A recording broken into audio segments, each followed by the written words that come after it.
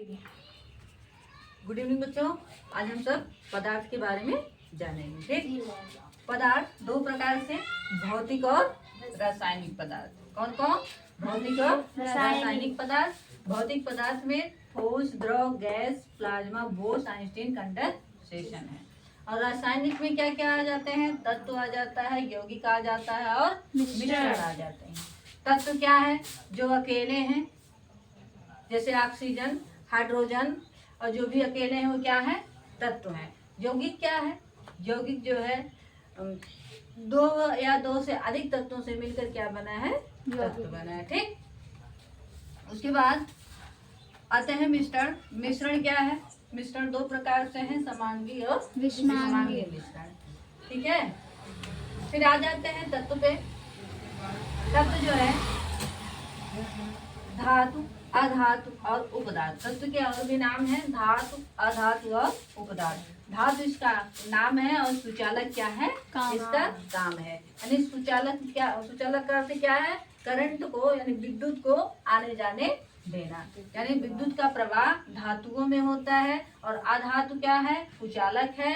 अधातुओं में विद्युत जाता नहीं है, प्रवाह नहीं होता। उपधातु नाम है, अर्धचालक क्या है? इसका काम है। ठीक, उपधातु नाम है अर्धचालक, यानी करंट को थोड़ा थोड़ा जाने देता है।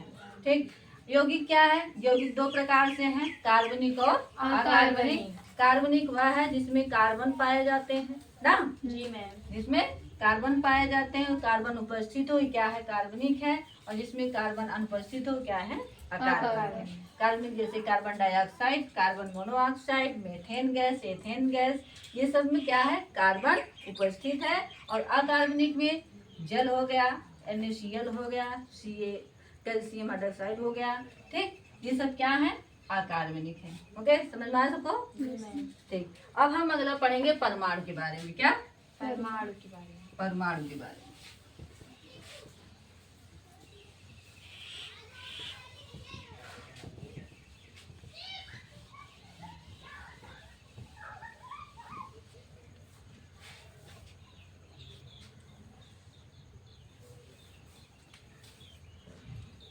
परमाणु। ठीक, परमाणु की खोज किसने की थी? रदरफोर्ड। परमाणु की खोज रदरफोर्ड ने की थी।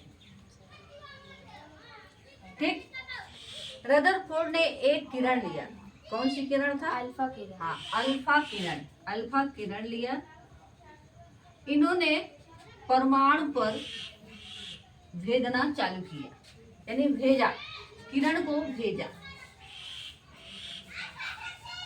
परमाणु का जितना भाग खोखला था, किरण जो है आर पार हो गई। उतने से किरण क्या हुई? गुजर गई। ठीक, परमाणु का जितना भाग खोखला था, उतना जो है किरण जो है वहां से गुजर गई।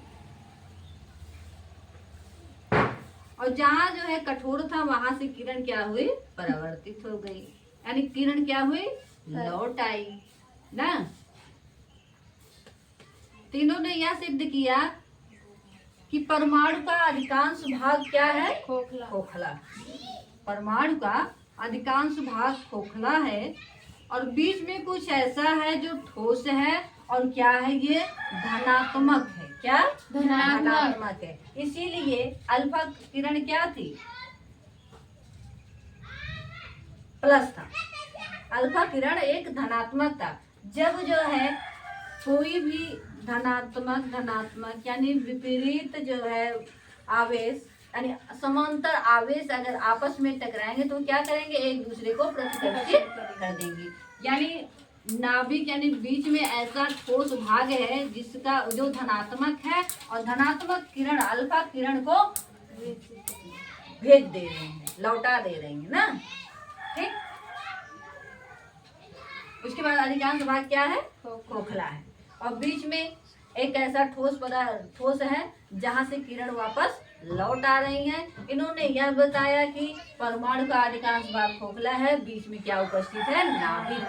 नाभिक क्या है? ठोस है। तो हम लोग जानते हैं नाभिक की खोज किसने की? रदरफोर्ड ने। लिख लो, इसको बना लो, बनाओ।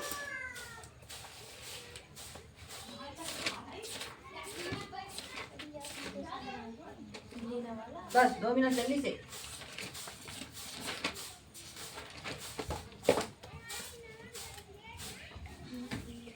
जल्दी जल्दी बना।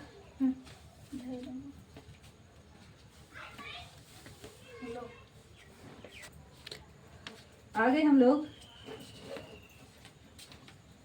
क्या पढ़ेंगे?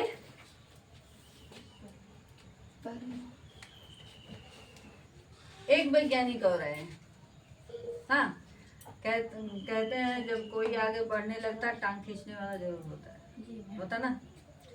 तब कहे कि ये कैसे हो गया? तब एक वैज्ञानिक आए, गोल्डस्टीन ना, जब इन्होंने बताया कि नाभिक है ना, रदरफोर्ड ने बताया कि बीच वाला भाग क्या है? नाभिक है, और बाहर जो है खोखला है। तो बताया नाभिक है तो क्यों प्लस चार्ज है? तो गोल्डस्टीन आए, क्या हटो, हम भी हैं वैज्ञानिक, है ना।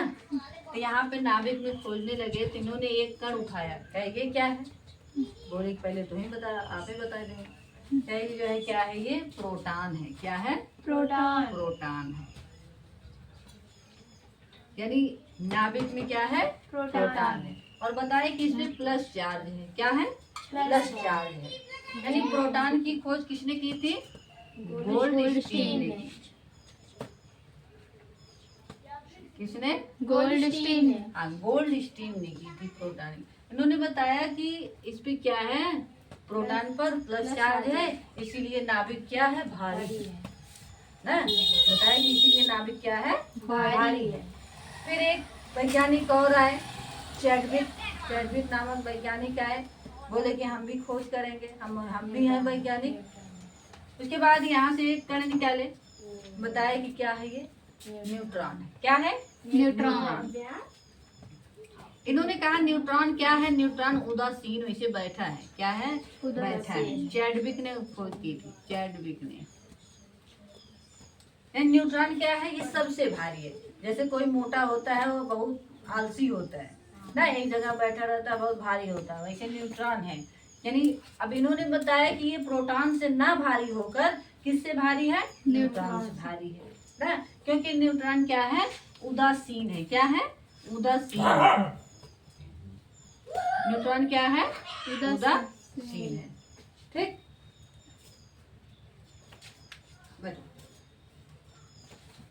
क्या है? उदासीन। ठीक। उसके बाद एक वैज्ञानिक और आए, जे थॉमसन। उन्होंने इस पे नाभिक पे ना खोज कर कहाँ पे?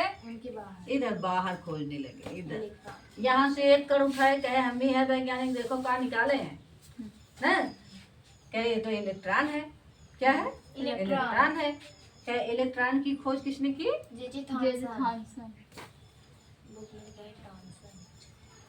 J Thomson. ठीक।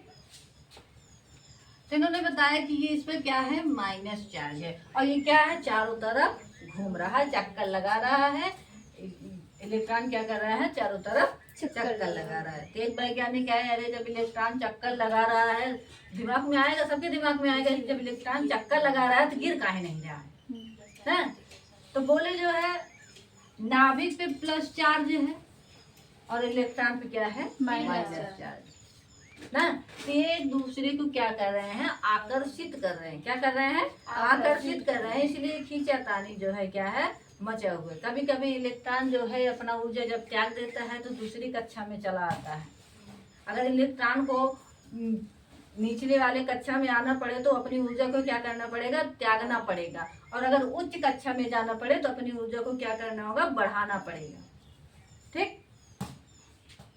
उसके बाद इन्होंने बताया कि ये भारी किस लिए है? क्योंकि इसमें प्रोटॉन और न्यूट्रॉन है। तो हम लोग कहते हैं परमाणु भार बराबर ना, परमाणु भार बराबर क्या होता है? Proton plus neutron. यानी जितनी संख्या परमाणु भार की होगी उतना प्रोटॉन और न्यूट्रॉन दोनों का होगा ना। अगर एक का पता है और परमाणु भार पता है तो हम प्रोटॉन की संख्या निकाल सकते हैं। ठीक। और क्या होता है, परमाणु क्रमांक बराबर, परमाणु क्रमांक बराबर इलेक्ट्रॉनों की संख्या, इलेक्ट्रॉनों की संख्या बराबर प्रोटॉनों की संख्या।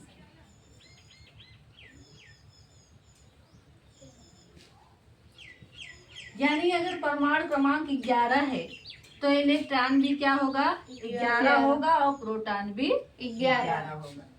अगर ये प्रश्न पूछा जाए कि किसी तत्व का परमाणु क्रमांक 11 है तो उसके प्रोटॉनों की संख्या बताइए, तो क्या बताएंगे, 11। अगर बोला जाए इलेक्ट्रॉनों की संख्या बताइए तब क्या बताएंगे, 11 बताएंगे। ठीक। कभी कभी जो है 11 प्लस प्लस लगा होता है ना, इसमें क्या हो जाता है, दो जो है घट जाते हैं। क्या हो जाते हैं, दो घट जाते हैं, यानी इसका मतलब जो है त्यागना होता है। प्लस का मतलब क्या है, त्यागना। तो 11 से दो घट जाएंगे, कितने हो जाएंगे, 9 इलेक्ट्रॉन हो जाएंगे। इसे पूछा जाता है। ठीक, इतना समझ में आया। तब एक वैज्ञानिक आए नील्स बोर, नील्स बोर की वैज्ञानिक, इसको लिख लो,